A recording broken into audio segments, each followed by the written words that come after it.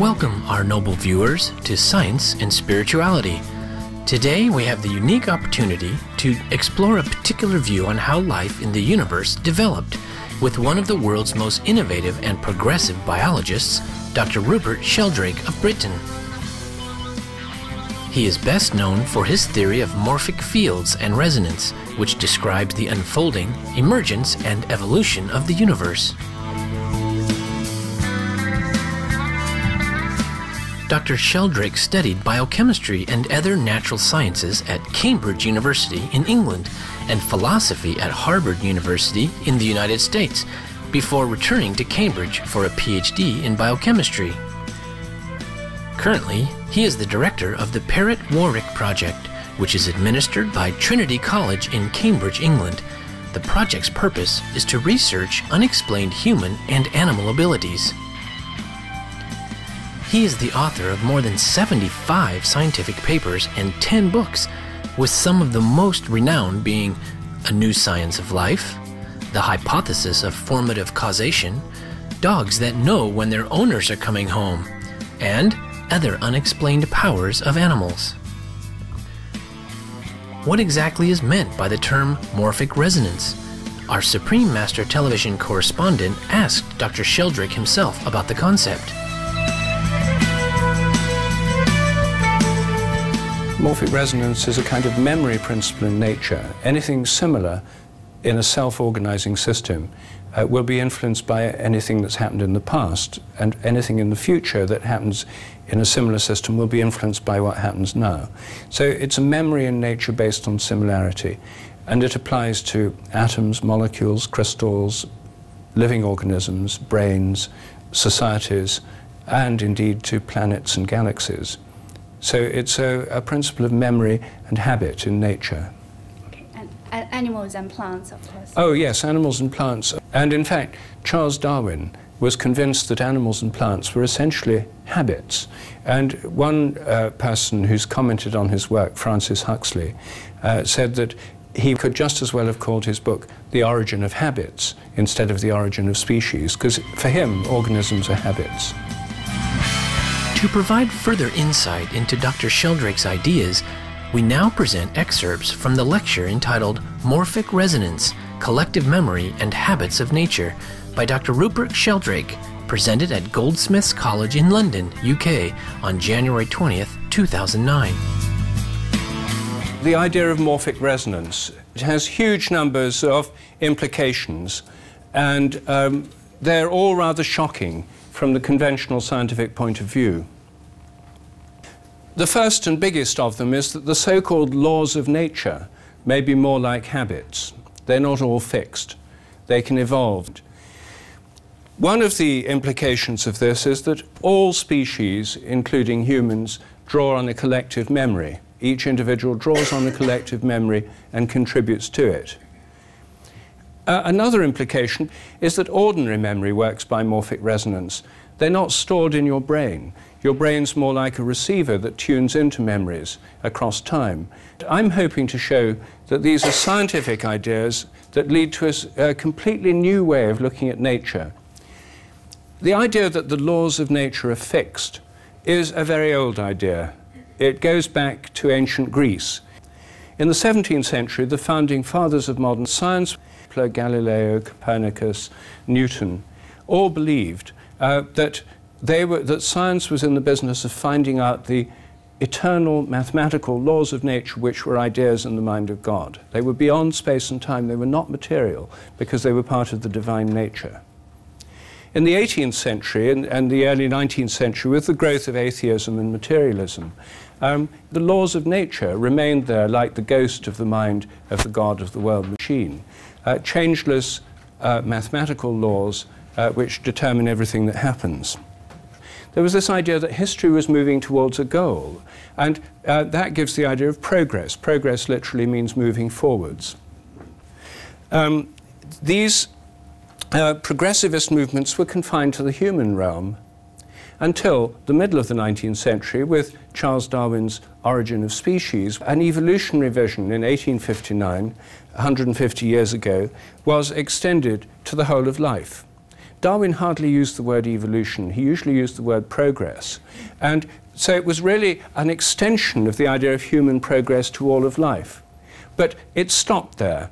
For most physicists, the idea that the whole universe was progressing seemed absurd. At that time, physics was in the grip of the second law of thermodynamics as a dominant idea, which said, in fact, the opposite of progress was happening. The universe was running down towards a final heat death when it would freeze up forever.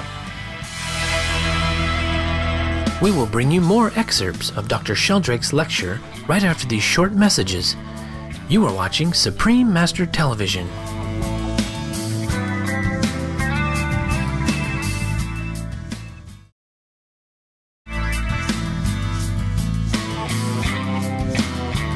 Welcome back to Science and Spirituality.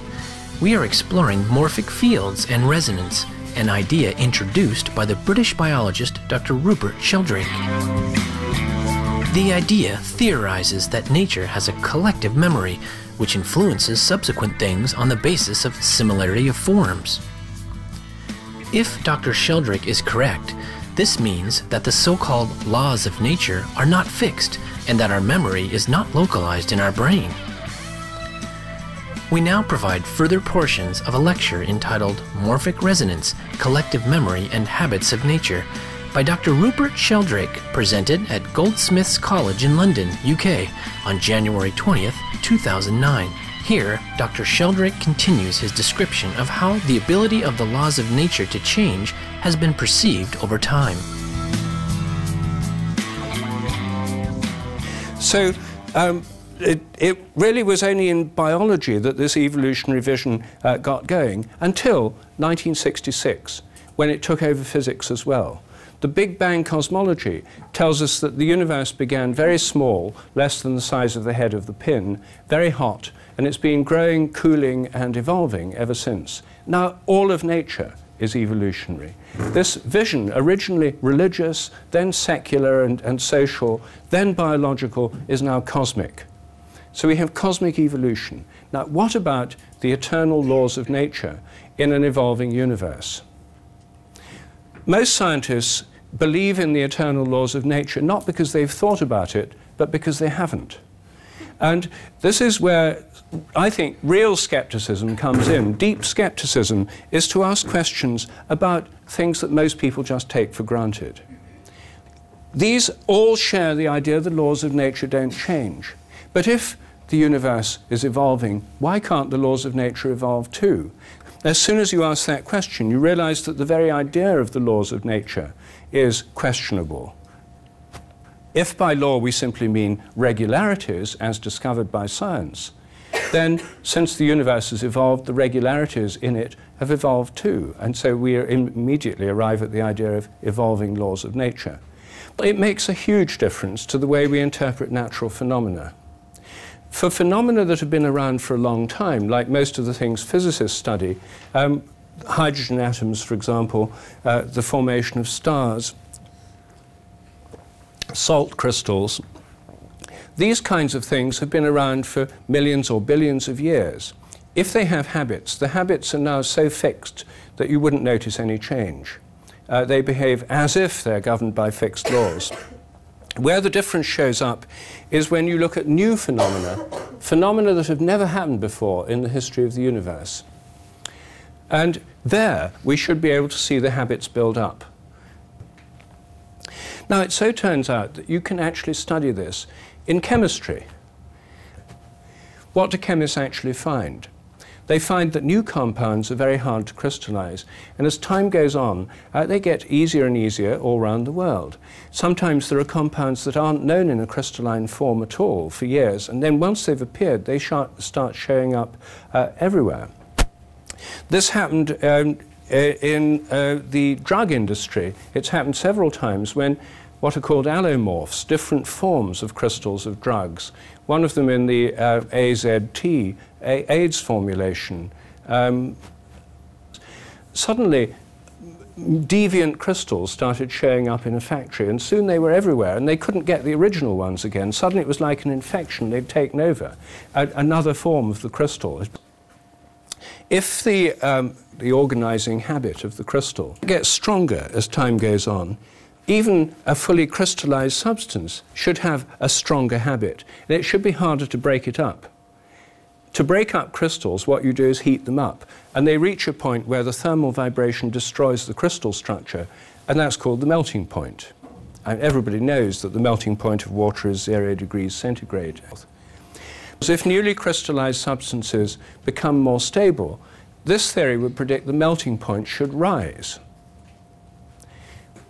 It took me a long time to pluck up courage to ask a chemist, have you ever noticed whether melting points of new compounds go up? To my surprise, he said, oh yeah, it's quite a common observation. I've often found it myself. It's quite easy to explain. He said there's no mystery here and certainly no morphic resonance. He said what's going on is simply that when you get better at making a compound, you get purer samples. Impurities lower the melting point. So as we get better at making things, they get purer, and so the melting points go up. But I decided to try and take it further by looking at historical records. This compound is salicin, and these are the melting points in 1932, 1902, 1940, and 1994. And salicin occurs in willow bark. It's a natural compound. No change in melting point over the 20th century. Aspirin is a synthetic derivative based on that, first synthesized in the 19th century. In 1914, middle of the 20th century, in 1994, it went up in melting point by about 14 degrees centigrade. We're not talking here of fractions of a degree, we're talking big effects. Well, this principle of memory in nature is what I call morphic resonance. The idea is that similar things influence subsequent similar things on the basis of similarity. They tend to make the same kinds of things happen again. So similarity is the principle, and resonance is the movement across time of information about patterns of vibratory activity, so that any pattern of vibratory activity, which all atoms, molecules, crystals, cells, organisms have, they're all oscillatory or vibratory, resonate with those that have gone before, across space and time. It doesn't fall off with space and time. It doesn't involve a transfer of energy, but of information. That's the postulate, right or wrong. That's what I'm suggesting. And I'm further suggesting that in biological systems and in chemical systems, the pattern of things that is organized by what I call morphic fields. Next week on Science and Spirituality, Dr. Sheldrake will share more evidence on the existence of morphic fields and resonance. Please join us then. Thank you, inquisitive viewers, for your company today on Science and Spirituality. Coming up next is Words of Wisdom, right after noteworthy news. May you have a wonderful week ahead.